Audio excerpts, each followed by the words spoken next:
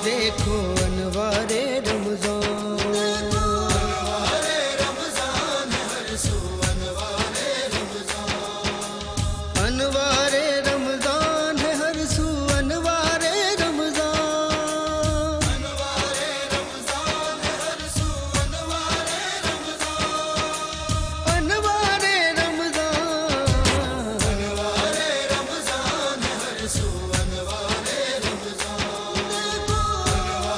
रमजान है हर सू।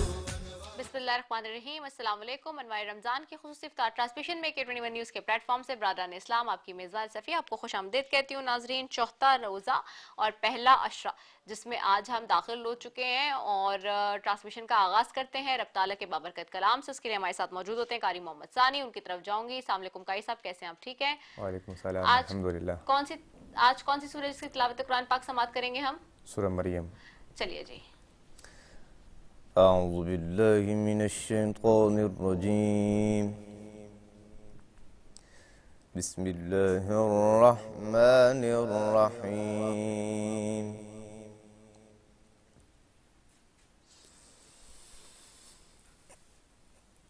क़ालत इन्नी अऊज़ु बिर्रहमानि मिनक इन कुन्त तक़िय्यन। क़ाल इन्नमा अना रसूलु रब्बिकी लिअहब लकी गुलामन ज़किय्यन। क़ालत अन्ना यकूनु ली गुलाम।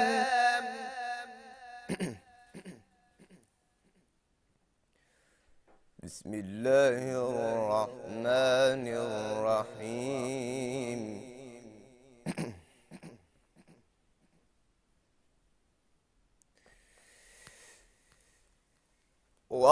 वद्दुहा वल्लैलि इज़ा सजा मा वद्दअक रब्बुक वमा क़ला वलल आखिरतु खैरुल लक मिनल ऊला वलसौफ युअतिक रब्बुक فترضى।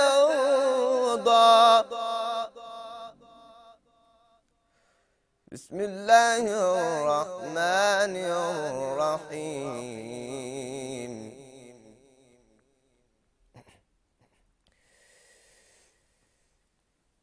إذا جاء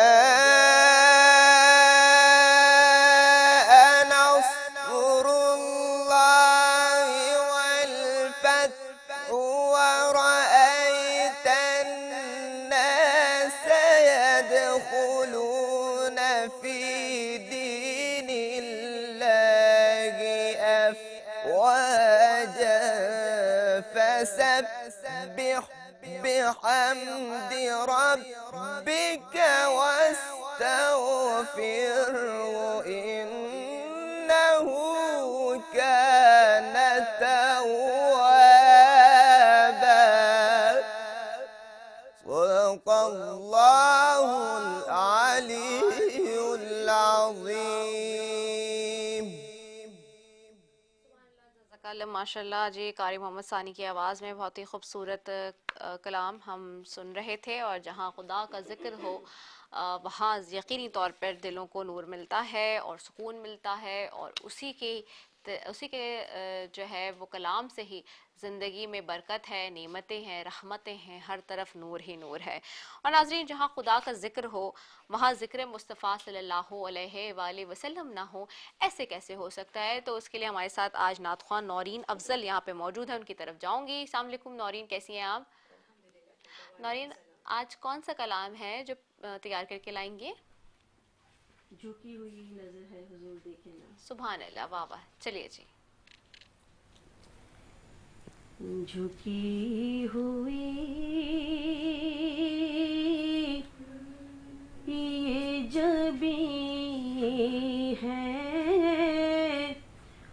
हुजूर देखे ना,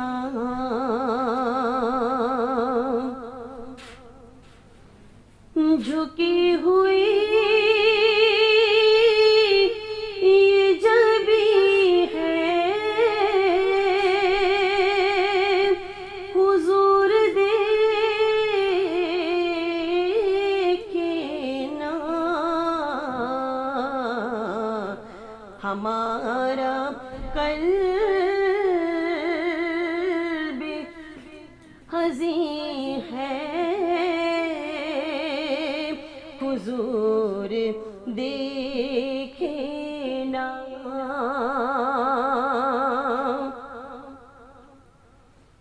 किसी का कोई तो होता है, इतने लोगों में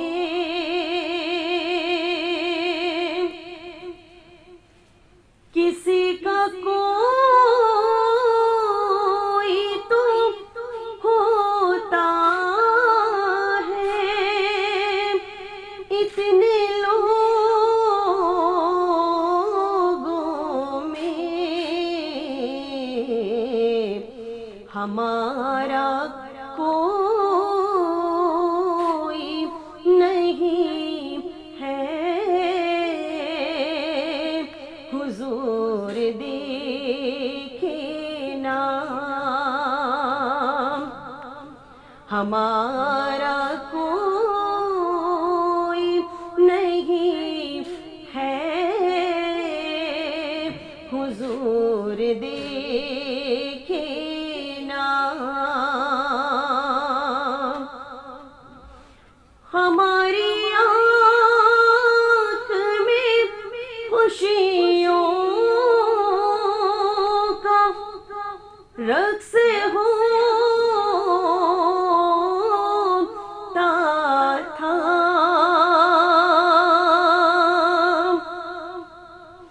हमारी आँख में खुशियों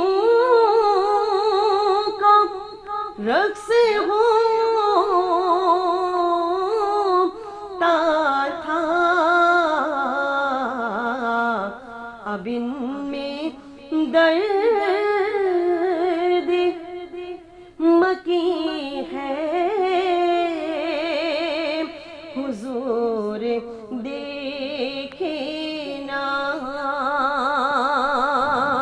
अब इनमें दर्द मकी है, हुजूर देखे ना, हमारा कोई नहीं है, हुजूर देखे ना, झुकी हुई जबी है, हुजूर देखे ना। माशाल्लाह बहुत ही खूबसूरत कलाम पेश करने की सादत हासिल करी थी नाज़ नौरीन अफजल हमारे साथ मौजूद है नाजरीन। और नाजरीन बेशक आज का जो मौजू है इंतहाई खूबसूरत मौजू, आज हम बात करेंगे हुकूक अल्लाह और हुकूकुल इबाद पे, और काफ़ी सारे हुकूक की निशानदेही और तलकीन की गई है कुरान करीम में भी। इसी के एतबार से आज गुफ्तगू होगी ट्रांसमिशन में। 0213413483 एक्सटेंशन हमारा नंबर है, आप बराह रास्त शामिल भी हो सकते हैं। इसके साथ साथ जी हम बात करें आज के आउटफिट की भी। आज का आउटफिट जी हमें स्पॉन्सर किया है आवेस ईमान ड्रेसेस ने, और इनकी आउटलेट है 3 तलवार लेविश शॉपिंग मॉल में, और साइमा पारी मॉल हैदरी में भी इनकी आउटलेट है। अवैस ईमान ड्रेसेस के नाम से इनका फेसबुक पेज भी है, ऑनलाइन स्टोर भी, आप वहाँ जाके भी जो है वो इनके विजिट कर सकते हैं। इसके साथ साथ जी बहुत ही अच्छे पेस्टल कलर्स पे, जी मेरे फेवरेट कलर्स होते हैं पेस्टल कलर्स पे काम करें बहुत अच्छा। तो अगर आप चाहते हैं अपनी फेस्टिविटीज़ को अच्छा रंगीन बनाना तो आप जा सकते हैं। सकते हैं जिनकी भी साइट पे। इसके अलावा जी ट्रांसमिशन के स्पॉन्सर्स में शामिल हैं डोरीवा 360.uk, नेल्सन पेंट्स, रंग जिंदगी का जो कहता है, इसके अलावा जी वाइल्ड वेंचर वाटर पार्क जिसकी जानिब से 1 लाख रुपए की फ्री मेंबरशिप भी 1 साल की मिल रही है। साथ ही जुमानी ग्रुप ऑफ कंपनीज, माकोला milk, vital tea, Unilever, Shaukat Khanum, Al Khidmat और लवली एंजल कॉस्मेटिक्स जो कि सिल्वर बट कॉस्मेटिक्स का ब्रांड है जी, और जो कहता है लव योर स्किन। तो thank you so very much तमाम स्पॉन्सर्स का भी जी। एक वक्फे पे जाना है जी, कराची की आवाज के वक्फे पे जा रहे हैं, वहां से वापस आते हैं तो यहीं से ट्रांसमिशन के सिलसिले को आगे बढ़ाएंगे। अस्सलाम वालेकुम व रहमतुल्लाहि व बरकातुहू।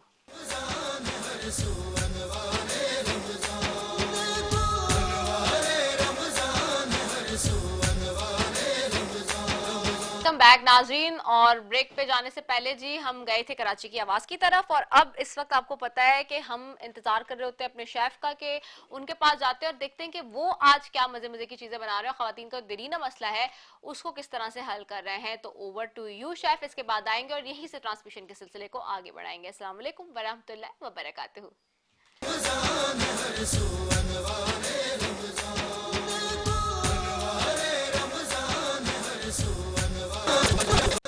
जी, और जब बनाते हैं आशिम बड़े मजे मजे के खाने बना रहे होते हैं खास तौर पे, और ना सिर्फ खाने बना रहे होते हैं बल्कि खवातीन का जो एक मसला है कि भाई इफ्तार में क्योंकि जल्दी कुछ बनाना होता है, इतना टाइम नहीं है। मॉडर्न वर्ल्ड में हम इन दिनों जी रहे हैं, बहुत तेजी से वक्त गुजर रहा है, मैं बार बार कहती हूँ।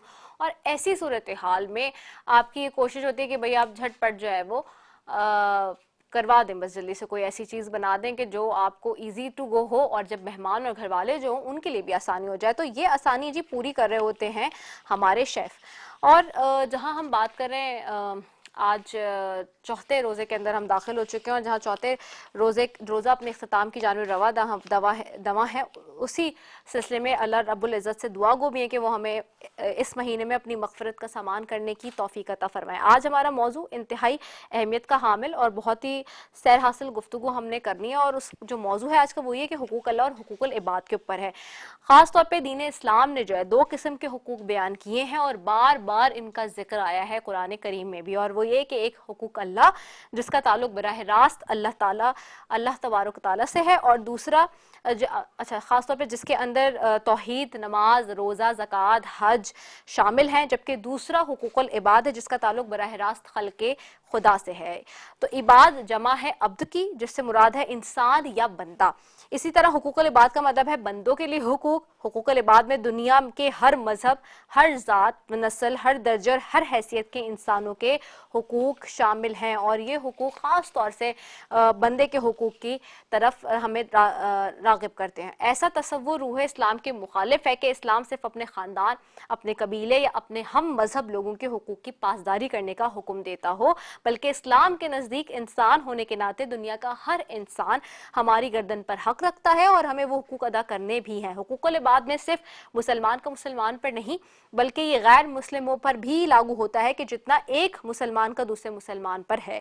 अगर हम अल्लाह के मखलूक के साथ हक तलफी करते हैं तो जब तक वो माफ़ नहीं करेगा अल्लाह तबारक ताला भी हमें माफ़ नहीं करेगा। बहुत से लोग इस बात को दलील बनाकर ये उज़्र पेश करते हैं कि अल्लाह सुब्हानो ताला बड़ा रहीम व करीम है, वो माफ़ कर देगा, लेकिन हरगिज़ ऐसा नहीं हो सकता। बेशक वो बड़ा मेहरबान और रहम करने वाला है, लेकिन हुकूकुल इबाद जब तक बंदा जिसकी हक तलफी की गई है, चाहे वो मुसलमान हो या काफिर, नहीं चाहेगा तब तक माफ नहीं होंगे। और इसी तरह से सूरह मुबारका हिजरात के अंदर जो है ये बयान किया गया है कुरान करीम ने कि बड़ी सराहत और वजाहत के साथ कि हुकूकुल इबाद कितना अहमियत का हामिल है। इस सूरह में माशरती हुकूक को बड़े खूबसूरत पैराहे में जो है वो बयान किया गया है। हम चाहेंगे कि इस सूरत के चंद इक़्तिबासात अपने देखने वालों के लिए ख़ास तौर पर आज पेश भी करें। उसमें तर्जुमा ये है कि ए ईमान वालों, बहुत से गुमानों से परहेज करो, बचो, यानी कि क्योंकि बाज गुमान गुनाह होते हैं, और तजस्सुस ना करो और कोई किसी की गीबत ना करे। क्या तुम में से कोई इस बात को पसंद करेगा कि वो अपने मुर्दा भाई का गोश्त खाए? उससे तुम्हें कराहत आती है, और अल्लाह की नाफरमानी से डरो, बेशक अल्लाह बड़ा तौबा करने वाला है, रहम करने वाला है।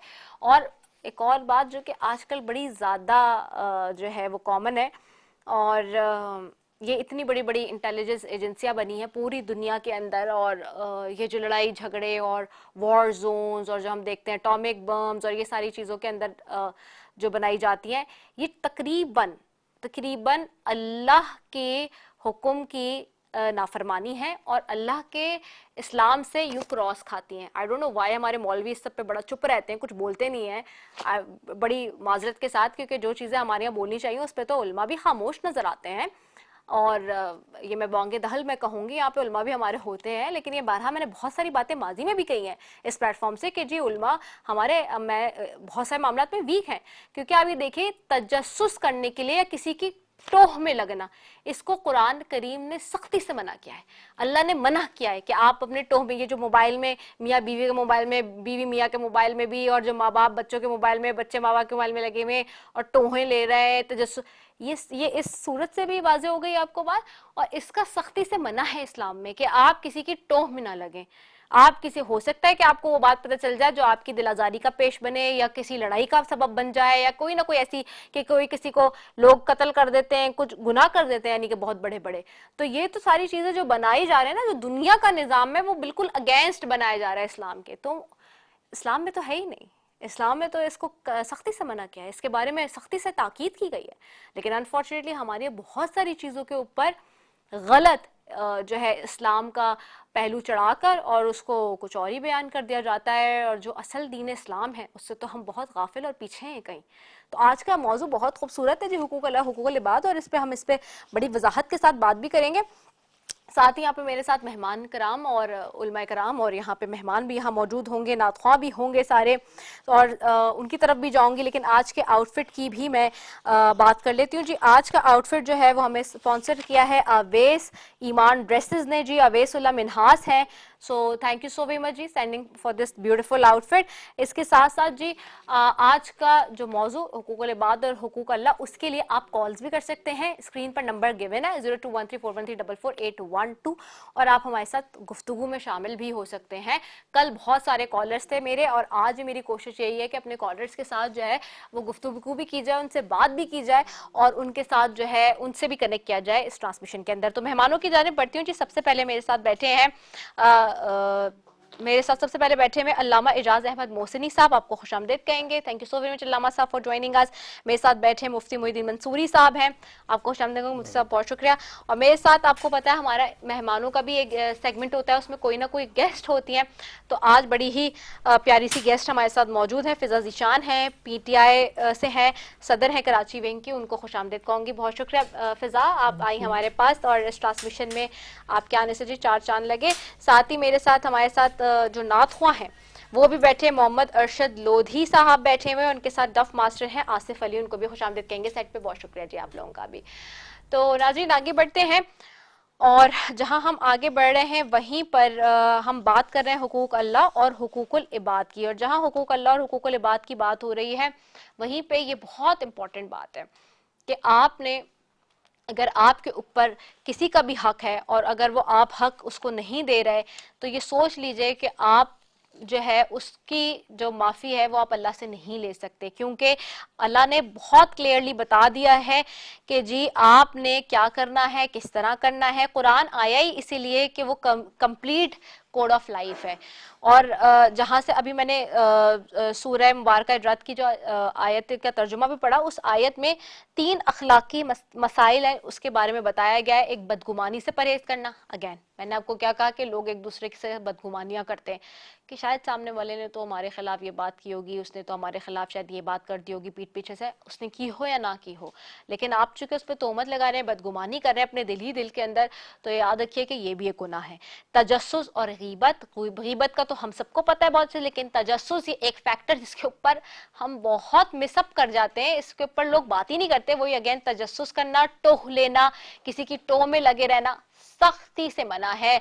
और आपका तो दुनिया का निजाम ही, मैंने फिर कहा ना कि इंटेलिजेंस पे और सब पे बना दिया, तो वो क्या टो ही है, टो ले रहे हैं आप, किसी का पता कर रहे हैं कि कौन क्या कर रहा है, ये वो तो this is not good at all.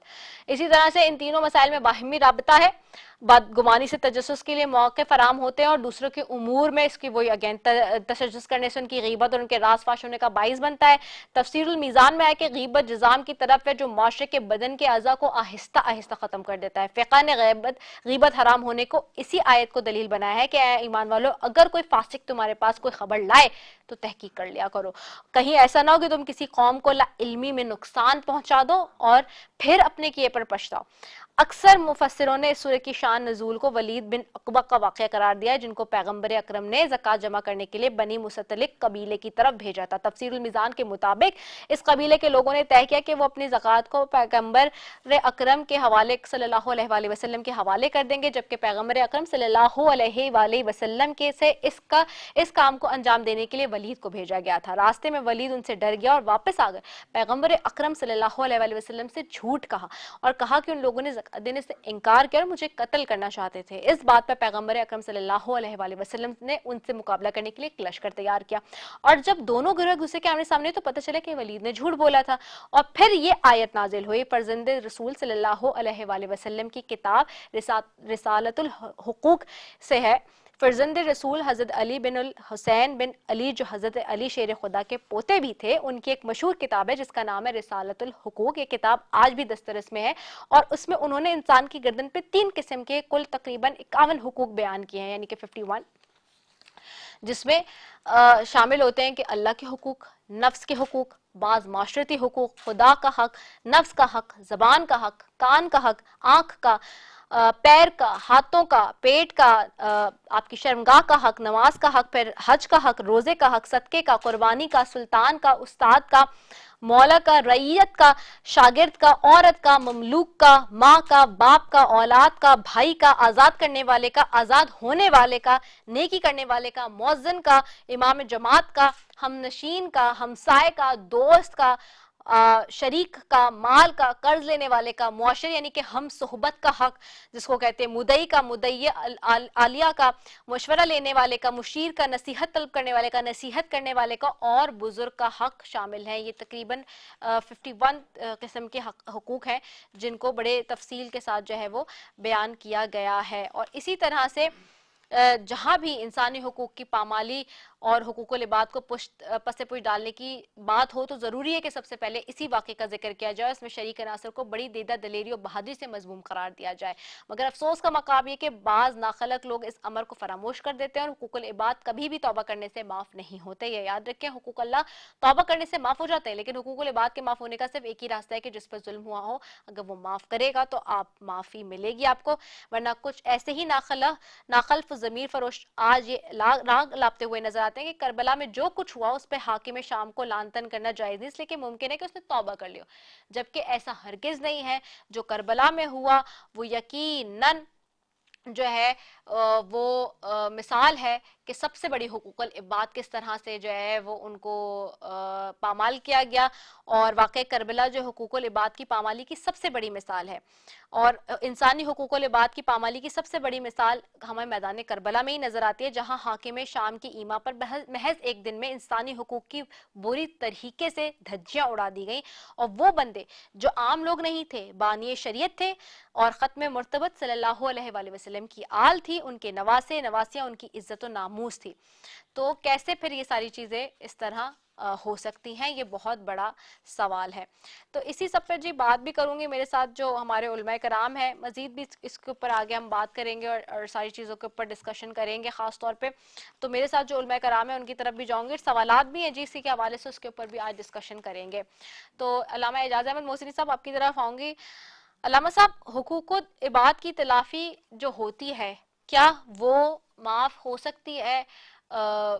अगर लोग ये कहते हैं कि नहीं जी कोई बात नहीं, अल्लाह मियाँ तो माफ़ कर देंगे, हमने तौबा कर लिया है, तो जब तक बंदे से बंदे का जो ताल्लुक है उस पर जब तक बंदा माफ़ नहीं करेगा, क्या माफ़ी मिल सकती है हुकूकुल इबाद के ज़मरे में? जी बिस्मिल्लाहिर्रहमानिर्रहीम। मिसाल के तौर पर अगर मैंने आपके खुदा न करे कि 1 लाख रुपए खा लिए हों और मैं खुदा से तौबा करूं कि ऐ परवरदिगार मैंने इनके 1 लाख रुपए खा लिए हैं, तो मुझे माफ़ कर दे, तो परवरदिगार एक तो ये कि चोरी करने का गुनाह जो मुझे मिला वो तो माफ़ करने को तैयार है, लेकिन वो जो 1 लाख रुपए मैंने खा लिए हैं जुल्मन और ग़ज़बन, वो तो मुझे बहरहाल वापस करने हैं। या तो मैं इस दुनिया में वापस कर दूं, या ये कि फिर मैं आखिरत में किसी भी तरीके से कंपनसेशन करूं। और कंपनसेशन का तरीक़ेकार ये होगा आखिरत में कि या तो मैं अपनी नेकियां जितनी वो चाहेगा या जिसके मैंने हक गज़ब किया है वो डिमांड करेगा, उतनी नेकियां मुझे देना पड़ेंगी। और बाज़ दफ़ा ये भी रिवायत में आया कि वो कहेगा कि तूने मेरे इतना माल मेरा खाया है तो इसके बदले अपनी सारी नेकियां मुझे दे दे कि मेरा अमाल नामा तो खाली है। तो वो अगला कहेगा कि मेरे पास तो खुद नेकियों का काल पड़ा हुआ है, मेरे पास तो खुद नेकियां नहीं है। तो कहेगा अच्छा तेरे पास नेकियां नहीं है, ऐसा करके तू मेरे गुनाह ले ले और उसके बदले जो तूने मेरा माल दुनिया में खाया, अब चूंकि कफन में जेब तो है नहीं, लिहाजा अब तू मेरे जो तूने मेरा माल खाया या तो तू मेरा माल वापस कर दे। माल वापस कर नहीं सकता तो ऐसा करके फिर अपने मेरे गुनाह अपने सर ले ले और फिर वो जितने गुनाह देगा और वो हमें उसकी सज़ा भुगतनी पड़ेगी और इस तरह से गुलू खुलासी होगी। एक तीसरा तरीका है और वो ये कि दोनों अगर साहिबान ईमान हुए और दोनों अल्लाह के नज़दीक मुक़र्रब हुए और कोई दोनों की नेकी ऐसी हुई जो परवरदिगार को बहुत पसंद आ गई, तो परवरदिगार दोनों के दरमियान सुलह करवाएगा। यानी इस अंदाज से कि कुरान ने इस बात का भी जिक्र किया, यौम ला तनफ़उ शिफ़ाअतु इल्ला मन अज़िन लहु रहमान। क़यामत का दिन वो होगा कि जिस दिन किसी को किसी की शिफात फ़ायदा ना देगी, इल्ला मन अज़िन लहु रहमान, सिवाय ये कि जिसको रहमान इजाज़त देगा।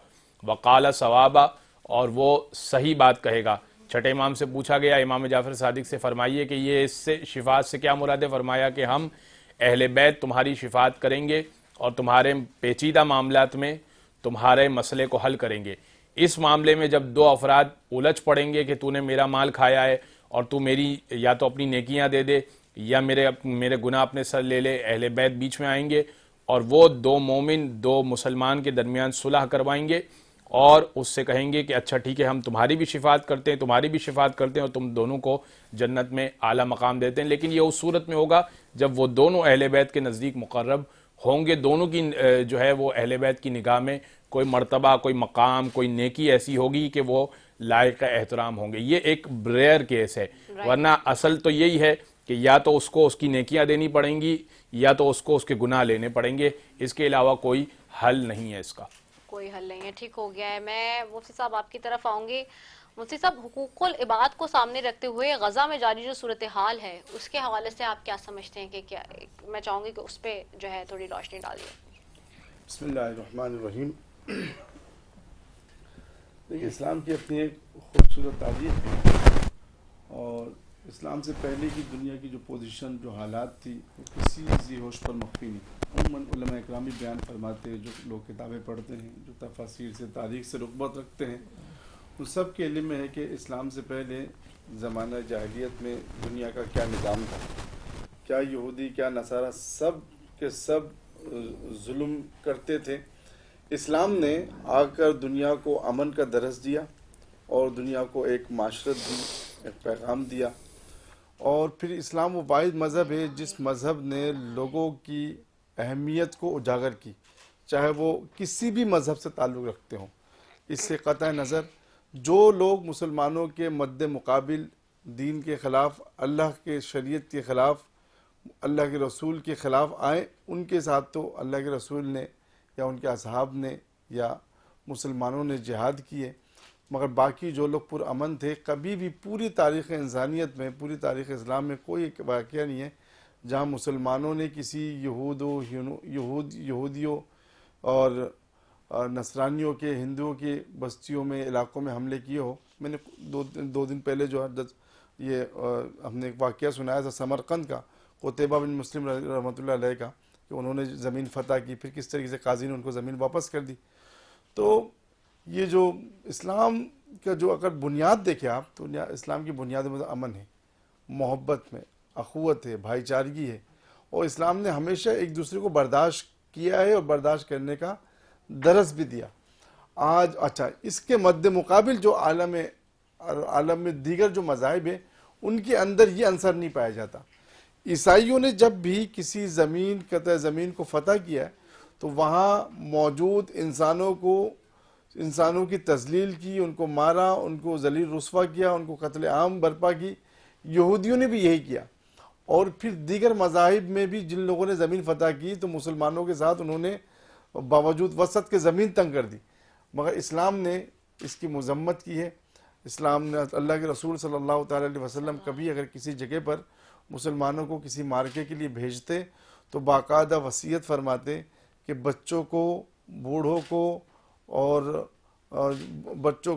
को, ख़वातीन को और बिलखुसूस वहाँ के उनके मजहबी पेशवाओं को ज़िक्र न पहुँचाए, नुकसान न पहुँचाए, बल्कि उनके साथ आप नरमी से मामला पेश, और उनके साथ भी आप मुठभेड़ ना करें जो आपके खिलाफ जंग में ना आए। तो ये तो इस्लाम का एक खूबसूरत तारीख रहा है। और इसके मद्देनजर जो यहूदियत की तरफ से जो एक इस तरीके से फ़लस्तीन में और दीगर जगहों में जो जुल्म और बर्बरियत है, ये तो इनका जुल्म है। बस इसको जुल्म के सिवा हम उसको कुछ नहीं कह सकते इसको, कि ये बर्बरियत है, जुल्म है। और इसका मुकाबले के लिए मेरे ख्याल से मुस्लिम उम्मा को एक होकर इनके खिलाफ वो वाली जिहाद करनी चाहिए जिस जिहाद का हुक्म अल्लाह के रसूल ने दिया। ठीक हो गया, बिल्कुल करना चाहिए। हम बात करें हुकूकुल इबाद और हुकूक अल्लाह के एतबार से, साथ ही साथ मेरे साथ मेहमान भी यहाँ मौजूद है, फ़िज़ा, उनकी तरफ भी जाएंगे। फ़िज़ा, रमज़ान की एक तो आपको बहुत बहुत मुबारकबाद, और रमज़ान मुबारक, साथ ही एक सियासी जो है वो एक अहम ओहदा और ज़िम्मेदारी होना भी, वर्कर्स के साथ लगना भी, तो और फिर फ़ीमेल होना, जैसे ख़वातीन के ऊपर तो बहुत सारी जिम्मेदारियाँ होती हैं। एक तरीके से हम कहते हैं घर की जिम्मेदारी भी होती है, बाहर की भी जिम्मेदारी उठाना है, कैसे मैनेज करती हैं सब कुछ? जी, आपको भी रमज़ान बहुत मुबारक हो, और अल्लाह करे कि हम इस रमज़ान में इस्लाम की असल रूह को सारे लोग, सारे पाकिस्तानियों से प्रैक्टिस कर सकें। बीइंग अ फीमेल, देखें हम लोग क्योंकि सियासी ख़वातीन, हम लोग सियासी प्लेटफॉर्म से जब अपने घर की जिम्मेदारियां भी हम निभा रहे होते हैं, रमज़ान में हम लोग अपनी सियासी जिम्मेदारियां भी निभा रहे होते हैं। और हमारी सियासी जिम्मेदारियां इस तरह की हैं रिदा के, देखें हमारी इस वक्त की जो सियासत है वो बड़ी मुश्किल दौर से गुजर रहे हैं हम। हमें हर जगह पे एक ही पार्टी है जिसको कि दीवार से लगाया हुआ है। हम ना प्रोटेस्ट कर सकते हैं, हम ना कोई प्रोग्राम्स कर सकते हैं, ना हम इवेंट्स कर सकते हैं, लेकिन उसके ऊपर भी वो एक होता है ना कि सख्ती से गुजर के अल्लाह पाक ने हमें इतना स्ट्रॉन्ग कर दिया है कि हम लोग अब पीछे हटेंगे नहीं। और हमें बिल्कुल इस बात का यकीन है, देखें अमर बिल मारूफ और नहीं अनिल मुनकर, ये चीज़ वो है कि अभी हमने हक के साथ खड़े हो जाना है और हमने गलत चीज़ को गलत कहना है। तो यही हमारा असूल है, यही हमारा लीडर है जिसने ये सिखाया कि हम लोगों, वो जैसे जितने बुरे हालात में वो इस वक्त जेल में बैठे हैं और हमारे लिए बैठे हुए, तो हम और बीइंग ख़वातीन जो कि एक माशरे में इस तरह का किरदार अदा करती हैं कि वो माएँ भी हैं, बहनें भी हैं, बेटियां भी हैं, उन्होंने घर में भी काम करना है। और जब हम अपने मैदान अमल में निकलते हैं बाहर, तो हम लोग बड़े पैमाने के ऊपर रमज़ान में जो अपनी जिम्मेदारियां अदा कर रहे हैं, वो राशन जो होते हैं उसकी तकसीम हो जाती है, अवामी दस्तरखान हमारे होते हैं, हम ख़वातीन के साथ लिंकअप होते हैं, हम उन्हें ये बताते हैं कि आपको इस्लाम ने क्या हुकूक दिए हैं, वो आपको उसको प्रैक्टिस करना है। और बहुत आसान है। ख़वातीन जो होती है उनको अल्लाह पाक ने ये किया कि मल्टी टैलेंटेड होती है, और हम लोग हर कुछ इकट्ठे कर सकते हैं। तो ये हमारे लिए कोई इतना मुश्किल नहीं है, हमारे लिए आसान है। और क्योंकि हमारी नीयत ऐसी है कि हम लोग इसको इबादत के तौर पे लेते हैं, तो फिर हमारा जज्बा भी कम नहीं होता। हमें ये भी पता है कि हम बहुत बड़े कॉज के लिए खड़े हैं, तो हमारे जज्बे भी पसपा नहीं होते। बिल्कुल ऐसे ही, बिल्कुल ऐसे ही है, बिल्कुल ठीक कहा आपने कि ख़वातीन तो करती मल्टीटास्किंग है, और ख़वातीन के ऊपर ही जिम्मेदारियां रहती हैं, इसलिए कहते हैं ना कि ख़वातीन ज़रा जिम्मेदार होती हैं। तो इसलिए तो आप भी जिम्मेदार होंगी डेफिनेटली। तो ऐसा होता है कि कभी दूसरों की जिम्मेदारियां भी आपको मिल जाती हों? जी बिल्कुल, वो तो होता है कि जिसने काम किया उसको कभी छुट्टी नहीं मिलती। हमेशा जो ज़्यादा जिम्मेदार लोग होते हैं उनके ऊपर और भी जिम्मेदारियां पड़ जाती हैं, अल्लाह पाक ने उन्हें इसी के लिए बनाया होता है। तो बिल्कुल ऐसा होता है। बड़ी बहादुर ख़वातीन है हमारी, और आप हमारी डॉक्टर यास्मीन राशिद एक हमारे लिए बहुत जीती जागती मिसाल है। वो जिस तरीके से कैंसर की पेशेंट है, इतने बुढ़ापे में वो इतनी सख्त कैद सह रही हैं। तो इतना अल्लाह पाक ने इंसान को मजबूत कर देता है। जब आपके ईमान इतना कामिल हो जाता है तो ख़वातीन बहुत स्ट्रांग होती है। बिल्कुल ऐसा ही है। अच्छा, अभी तक जैसे बचपन से लेकर अब तक जैसे सियासत के सफर को भी कितना टाइम हो गया सियासत में? मुझे कितने 14 साल। 14 साल हो गए माशाल्लाह से। तो इस सारे प्रोसेस में अब तक और ओवरऑल अगर मैं पूछूं तो कोई ऐसी बात याद है, कोई ऐसे मसले, हालांकि ऑफ कोर्स ये वाले टाइम आपका मुश्किल जा रहा है, या ये टाइम कौन से ऐसे रोज़ हैं जो आपने कहा कि यार ये मेरे बड़े मुश्किल गुजरा है वक्त रमज़ान का, या अब तक का कोई ऐसी ऐसी बात याद है, कोई चीज़ है जो हमसे शेयर करें? देखिए रमज़ान के आप पूछ रहे हैं? रमजान के एतबार से पूछिएगा, कोई रोजों में कोई ऐसी चीज जो याद हो, जो इंसिडेंट, कोई भी बात? रोज़ों में ऐसा ऐसे याद है कि जब हम लोग निकलते हैं बाहर, और अगर हमें जब हम आवाम से लिंक अप होते हैं ना, वो लोग जो बाकायदा अंडर प्रिविलेज्ड हैं, गरीब लोग हैं, अगर हम लोग उन लोगों के साथ बैठते हैं जाके दस्तरखान पर, यकीन कीजिए जब आप उनकी बात सुनते हैं ना तो आप सब कुछ भूल जाते हैं, अपनी भूख भी भूल जाते हैं, सब कुछ भूल जाते हैं। वो इतनी तकलीफ में आवाम है। तो इस तरह के वाकयात हैं कि अगर आपने अफ्तारी नहीं भी कर सके तो आपको वो चीज़, वो भूख जो इंसान की फितरी एक ज़रूरत होती है कि आपको अफ्तारी में आपने अफ्तारी करनी होती है, हमें वो तक भूल जाता है जब हम उन खवातीन के साथ, उन लोगों के साथ बैठे उनकी तकलीफें देख रहे होते हैं। और असल चीज़ तो यही है ना कि आपने बंदों के साथ कनेक्ट होना है, आप वही अल्लाह पाक उसी का हमसे पूछेगा, क्योंकि हम भी अवामी नुमाइंदे, तो हमने हमारे से पूछगछ भी उसी तरह से होगी। तो वाकयात तो इतने हैं रिदा कि मैं आपको क्या बताऊं। जिस तरह से खवातीन को 9 मई के बाद से हम लोग जैसे खड़े रहे, हमें जैसे घसीट घसीट के जिस तरीके से पूरे पाकिस्तान में सलूक किया गया खवातीन के साथ, वैसे तो इससे पहले कभी हुआ ही नहीं, आपने देखा ही नहीं होगा।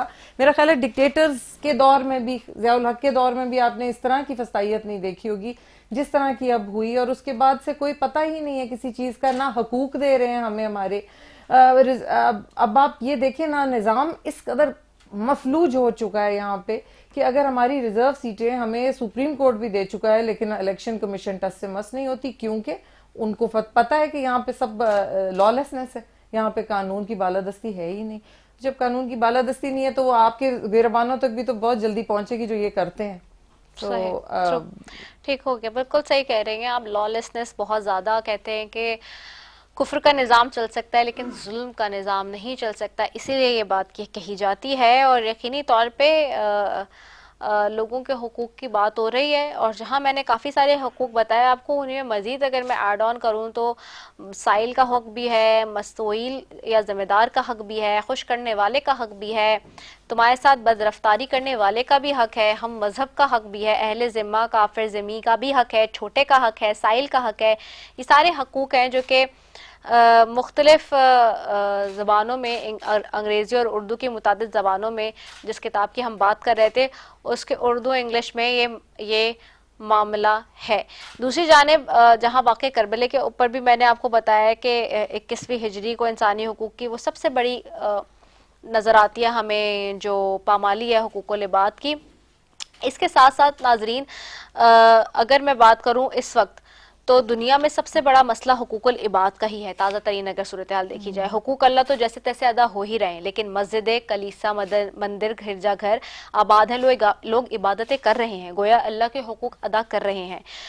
जिस तरह से भी, जिस हद तक भी वो कोशिश करें, लेकिन हम अल्लाह के हुकूक भी अदा नहीं कर सकते, क्योंकि हम एक इंसान हैं और हमारे बस में एक जो है वो लिमिटेड, कहते हैं ना कि हमारी कैपेसिटी है, और हम उस तरह से तो कर ही नहीं सकते जिस तरह अल्लाह ने हमें नेमतें दी हैं। क्योंकि अल्लाह ताला ने हमें जितनी नेमतें दी हैं उसके लिए हमें अल्लाह ताला का शुक्रगुजार होना चाहिए, लेकिन उसके बावजूद जो है हम अल्लाह ताला के उस तरह से शुक्र अदा नहीं करते, अल्लाह ताला के भी हुकूक अदा नहीं करते। हालात तो हमारे ये हैं। फिर मैं वही वाली बात आ जाती है घूम फिर के, जो कल परसों भी मैंने डिस्कस की थी, कि हम बॉर्न मुस्लिम हैं लेकिन हम प्रैक्टिसिंग मुस्लिम नहीं है। तो ये भी हमारा बड़ा मसला है। तो जो ब्लेसिंग आपको फ्री में मिल गई है उसका एहसास नहीं है आपको।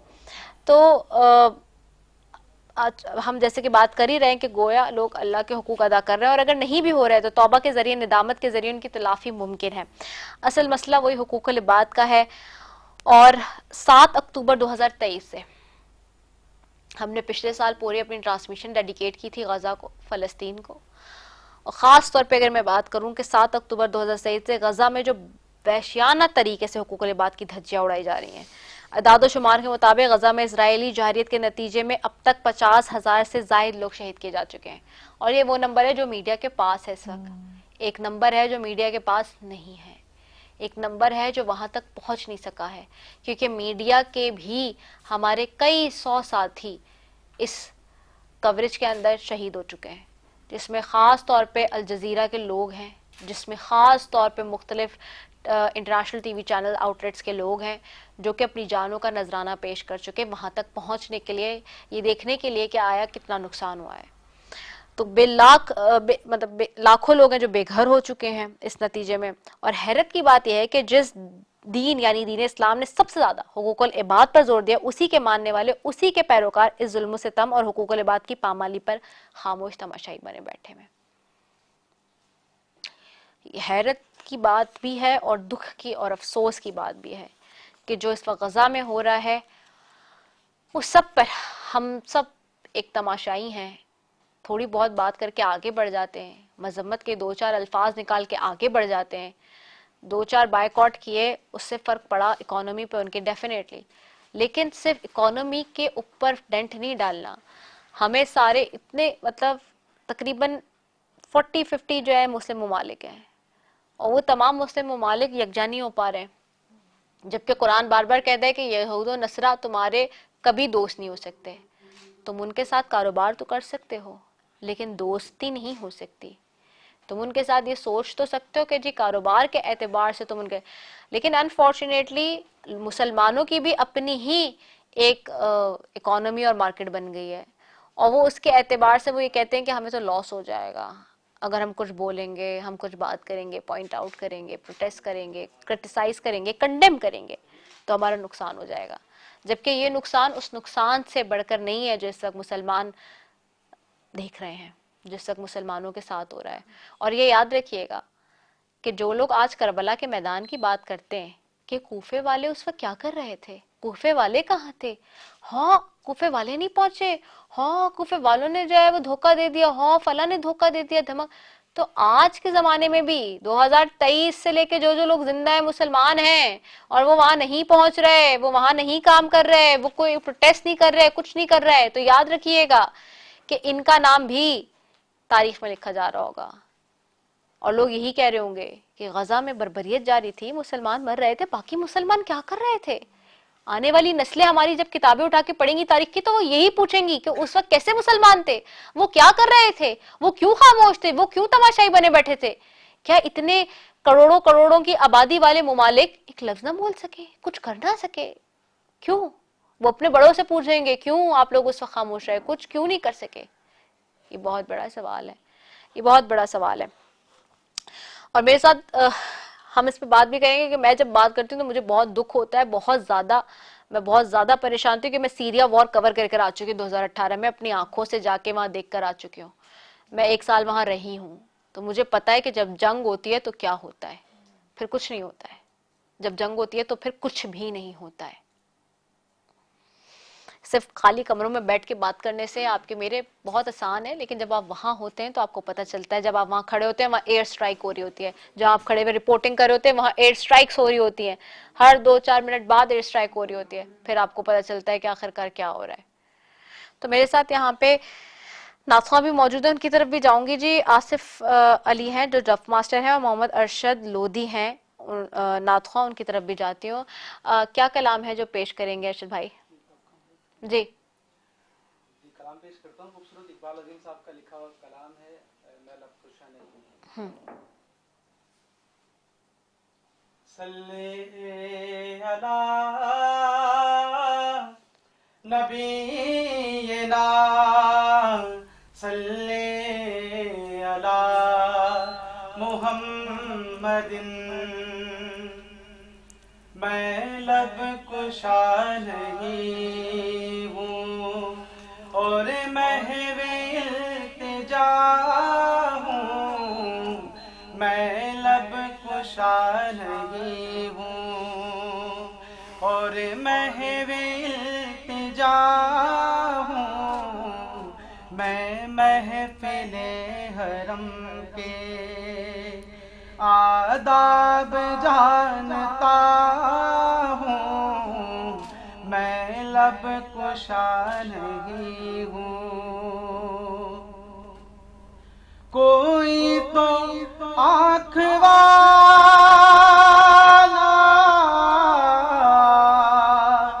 गुजरेगा इस तरफ से, कोई तो आँख वाला गुजरेगा इस तरफ से, तैबा के रास्ते में मैं मुंतज़िर खड़ा हूँ, मैं लब कुशा नहीं हूँ। और महवे इल्तिजा हूँ, मैं महफिले हरम के आदाब जानता हूँ, मैं लब कुशा नहीं हूँ। ये रोशनी से क्या है, खुशबू कहाँ से आई, ये रोशनी से क्या है, खुशबू कहाँ से आई। शायद मैं चलते चलते रोज़े तक आ गया हूँ, शायद मैं चलते चलते रोज़े तक आ गया हूँ, मैं लब कुशा नहीं हूँ। इक़बाल मुझको अब भी महसूस हो रहा है, इक़बाल मुझको भी महसूस हो रहा है। रोज़े के सामने हूँ और नात पढ़ रहा हूँ, मैं लब कुशा नहीं हूँ। और महवे इल्तिजा हूँ, मैं महफिले हरम के आदाब जानता हूँ, मैं लब कुशा नहीं हूँ। सुभान अल्लाह, जज़ाकल्लाह, माशाल्लाह। बहुत ही खूबसूरत कलाम पेश करने की सादत हासिल कर रहे थे जी मोहम्मद अरशद लोधी। और यहाँ एक ब्रेक लेते हैं, ब्रेक के बाद वापस आते हैं। अस्सलाम वालेकुम रहमतुल्लाहि व बरकातुहू।